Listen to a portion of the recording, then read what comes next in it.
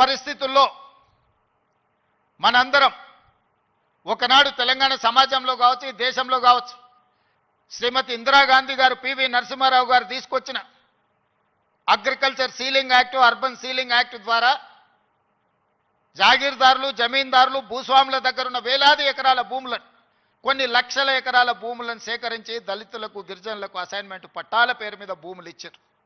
ఆనాడు గ్రామాలలో భూమి ఉండడం ఆత్మగౌరవం, వ్యవసాయం చేయడం ఆ కుటుంబానికి గుర్తింపుగా ఉండి ఆనాడు ప్రభుత్వాలు ఇందిరమ్మ పేరు మీద అసైన్మెంట్ భూములను పేదలకు లక్షలాది ఎకరాలు పంచారు.